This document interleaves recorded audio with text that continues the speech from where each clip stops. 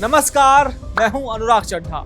Inside with अनुराग में आपका स्वागत है। दोस्तों, जिस वक्त दिल्ली के जंतर मंतर पर सीजेपी और स्टूडेंट्स का प्रोटेस्ट चल रहा था, उसके बाद मैंने कई पेरेंट्स से बात की। दोनों की मिली जुली प्रतिक्रियाएं सामने आई। पहली प्रतिक्रिया थोड़ा मैं आपको मजाक के रूप में बताता हूँ। पेरेंट्स ने कहा कि भाई मोदी जी जो है ना, परेशानियों से बहुत जल्दी पीछा छुटा लेते हैं, चाहे वो पॉलिटिकल परेशानी हो या देश की सुरक्षा से जुड़ी परेशानी हो या स्टूडेंट्स की परेशानी। उन्होंने तुरंत पीछा छुटा लिया। मैंने उनसे पूछा कि आखिर कैसे मोदी जी ने पीछा छुटा लिया। उन्होंने कहा कि भाई जेनजी ये मोदी जी के पीछे पड़े थे, उनके बारे में अपशब्द बोल रहे थे और मोदी जी ने तुरंत उनकी बात मान ली, धर्मेंद्र प्रधान को मंत्री पद से हटा दिया और जेनजीज ने उनका पीछा छोड़ दिया। लेकिन मोदी जी को ये बात सोचनी चाहिए कि भाई उन्होंने तो पीछा छुटा लिया, लेकिन जो उनके पेरेंट्स हैं वो 24 घंटे अपने जेनजीज के साथ रहते हैं। हम कैसे इनसे पीछा छुटाएं? तो दोस्तों, ये बात मजाक की ज़रूर लगती है, लेकिन वास्तव में ये कुछ पेरेंट्स की परेशानी है कि जो जेनजी हैं वो अपने माता पिता तक की नहीं सुनते। उनकी सोच ही बिल्कुल अलग। अब मैं आता हूँ दूसरी प्रतिक्रियाओं पर। तो उसके बाद जब मैंने कुछ लोगों से बात की तो उनका यह कहना था कि जो हमारे देश के प्रधानमंत्री हैं उनका यह तरीका बड़ा दिलचस्प है। मैंने उनसे पूछा कि ऐसा क्या कर दिया प्रधानमंत्री ने, तो जवाब आया, हम सुबह से रात तक अपने बच्चों को समझाते रहते हैं लेकिन बच्चे हमारी बात सुनते ही नहीं। और प्रधानमंत्री इंस्टाग्राम पर एक वीडियो डालते हैं, 2 मिनट तक बात करते हैं और बच्चे उनकी बातों को सुनने लगते हैं। अब ये बात मजाक में की गई बात हो या गंभीरता से, लेकिन इसके पीछे एक बहुत बड़ा राजनीतिक संकेत छिपा हुआ है। क्योंकि पिछले कुछ दिनों में प्रधानमंत्री नरेंद्र मोदी जिस तरह से इंस्टाग्राम पर सक्रिय दिखाई दे रहे हैं, वह सिर्फ कुछ रील डाल देने की कहानी नहीं है। यह राजनीति की बदलती भाषा की कहानी है। और इस पूरी कहानी का सबसे ताजा अध्याय सामने आया कल, यानी 31 जुलाई की रात को, जब प्रधानमंत्री नरेंद्र मोदी ने एक और वीडियो के जरिए सीधे उन युवाओं से बात की जिन पर जंतर मंतर के प्रदर्शन के दौरान उन्हें और उनकी दिवंगत मां को अपमानजनक भाषा कहने के आरोप लगे थे। प्रधानमंत्री ने कहा था कि हमारी बेटियां इस प्रकार की भाषा कैसे बोल सकती हैं, लेकिन समय है इन बच्चों को गले लगा करके राह दिखाने का। ये गुमराह बच्चे हैं। गाली किसी समस्या का समाधान नहीं है और ऐसे युवाओं को सजा देने के बजाय उन्हें सही रास्ता दिखाने की जरूरत है।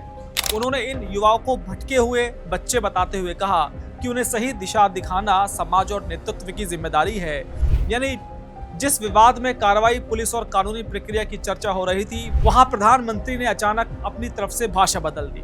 टकराव की जगह क्षमा, सजा की जगह मार्गदर्शन और विरोध युवा की जगह भटका हुआ बच्चा।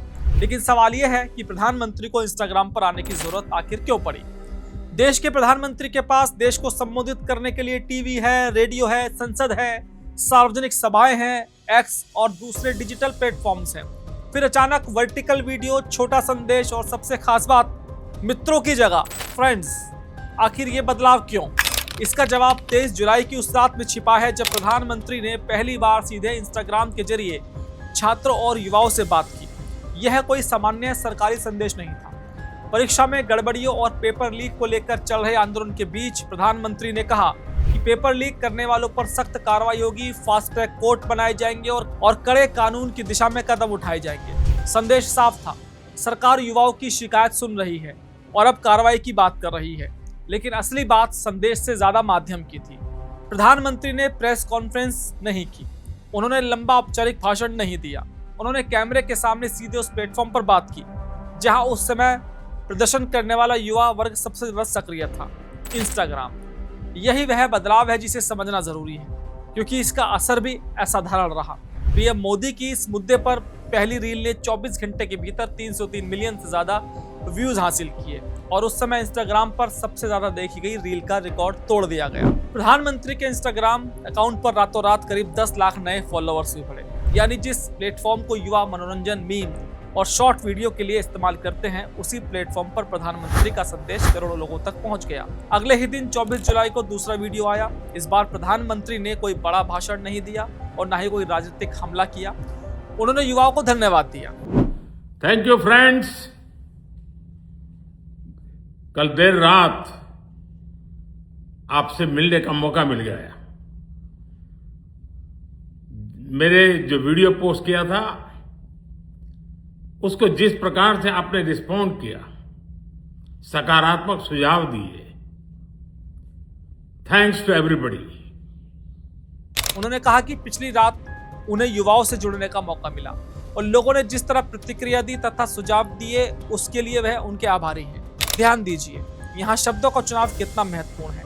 पारंपरिक राजनीतिक भाषा में प्रधानमंत्री जनता को मित्रों कह सकते हैं, लेकिन इस वीडियो में फ्रेंड्स कहा गया।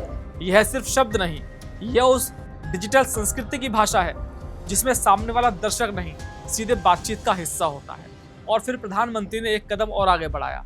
24 जुलाई को कैबिनेट बैठक में उन्होंने मंत्रियों से पूछा कि कितने लोग इंस्टाग्राम का इस्तेमाल करते हैं और उन्हें युवाओं के साथ इंस्टाग्राम रील और दूसरे डिजिटल माध्यमों से जुड़ने के लिए प्रोत्साहित किया। यानी यह सिर्फ प्रधानमंत्री के व्यक्तिगत सोशल मीडिया प्रयोग तक सीमित नहीं रहा। संकेत यह था कि सरकार और उसके मंत्री भी उस भाषा को समझे जिसमें आज की युवा पीढ़ी संवाद करती है। दोस्तों, अब यहाँ से पूरी कहानी राजनीतिक संचार की हो जाती है। पिछले एक दशक में प्रधानमंत्री नरेंद्र मोदी ने पारंपरिक माध्यमों के साथ साथ डिजिटल राजनीति का भी बहुत प्रभावी तरीके से इस्तेमाल किया है। लेकिन सोशल मीडिया भी हमेशा एक जैसा नहीं रहता। फेसबुक का दौर अलग था, एक्स का दौर अलग है और इंस्टाग्राम रील का दौर अलग है। एक पीढ़ी ने प्रधानमंत्री मोदी की राजनीति को टीवी डिबेट और अखबारों के जरिए देखा। उसके बाद ऐसी पीढ़ी आई जो राजनीति को फोन की स्क्रीन पर देखती है। वह भाषण नहीं सुनती, वह क्लिप देखती है, वह प्रेस कॉन्फ्रेंस का इंतजार नहीं करती, वह रील देखती है। वह नेता के पूरे भाषण से ज्यादा उसके 30 सेकंड के वीडियो को याद रख सकती है। और छात्र आंदोलन ने शायद प्रधानमंत्री के सामने इसी बदलते राजनीतिक वातावरण को बहुत साफ तरीके से रुख किया।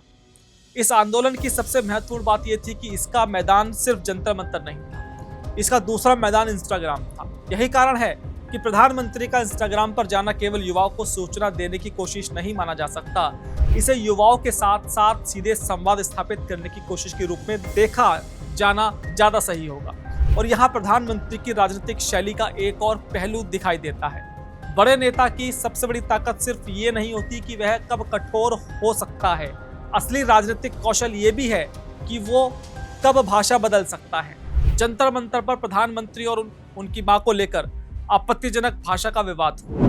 दिल्ली पुलिस ने भी ऐसे सोशल मीडिया पोस्ट और वीडियो के खिलाफ कार्रवाई शुरू की और कुछ सामग्री हटाने के लिए सोशल मीडिया प्लेटफॉर्म्स को नोटिस दिए।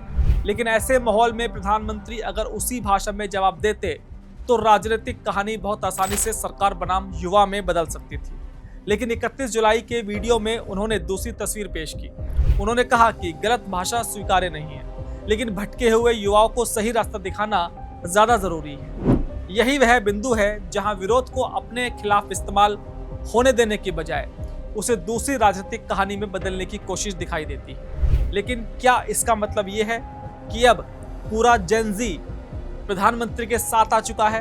तो दोस्तों, इसका जवाब देना फिलहाल जल्दबाजी होगी, क्योंकि प्रधानमंत्री के सामने चुनौती ये है कि युवा केवल ये नहीं देखता कि नेता कितना लोकप्रिय है, वह यह देखता है कि नेता उसकी समस्या को कितना सुलझाता है। परीक्षा, रोजगार, प्रतियोगी परीक्षाओं की पारदर्शिता और भविष्य की चिंता जैसे मुद्दे सीधे युवा की जिंदगी से जुड़े होते हैं। इसलिए अगर सरकार युवाओं को केवल राष्ट्रवाद या बड़े विकास के नारों से जोड़ना चाहती है तो आज की डिजिटल पीढ़ी उससे आगे के सवाल भी पूछती है।